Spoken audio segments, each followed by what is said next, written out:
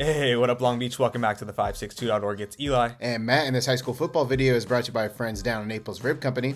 And Compton was putting the baby blue back in the red, white, and blue as they return home to a beautiful new campus and state-of-the-art field for the very first time. And these Tar Babes excited to be back after 5 years at a middle school campus as everything points up heading into the season. And their first test comes in the form of Rancho Dominguez, who they defeated last year in their opener, looking to make a statement here at home.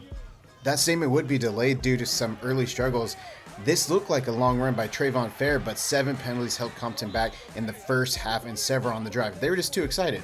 Yeah, I mean, you expect those early struggles early in the game, and things got even worse from there. A miscue on this handoff leads the ball on the ground, and Jerry Leoluali'i pounces on it for the defense, able to get the ball over to the visitors. But the Compton defense had some plays of their own, and they came to play, not fooled by the triple option. Troy Joyner and Amir Jones in on the tackle for loss, and they're flexing on you. That defense came to play.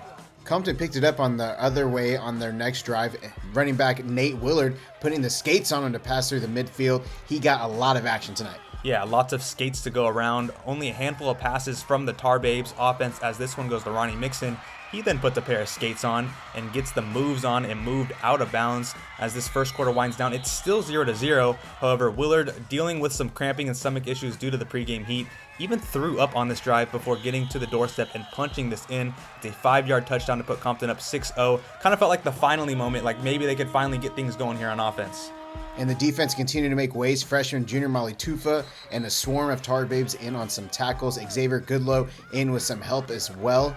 And when it looked like the Lobos had a gain, they coughed the football up in multiple occasions to Cy Parker Falls on this one for the Tar Babes to get the ball back. Yeah, defense finally in tune, offense in tune. The Tar Babes working on their get the ball to number 3 plan, and it worked even better as the game went on, shedding tackles and putting Compton into the red zone as he goes out of bounds just inside of the 10. And Fair then going to finish the drive off for him with this 6-yard plunge into the end zone.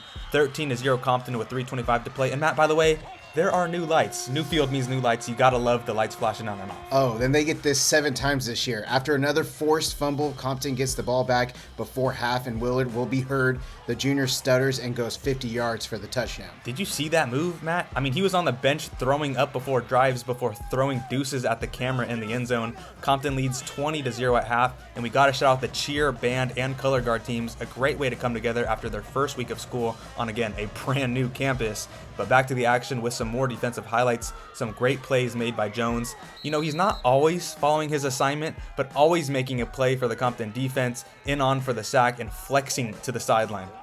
Freshman running back Jaden Amos able to take the bulk of the Compton carries in the second half, taking this one deep into Lobo's red zone. Amos then takes one up from the 5 for 6.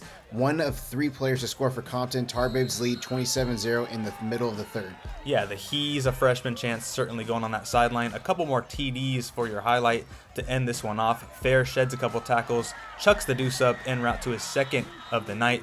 That puts Compton up 34-0, and with a running clock, it would only be right for 3 to go for 3. Willard with his 3rd touchdown of the night, over 150 yards and 3 touchdowns on the night. Certainly showing out was the junior. That's going to end it for Compton, 41-0, a dominant way to break in your new field, and they'll host a local rivalry next week against Centennial.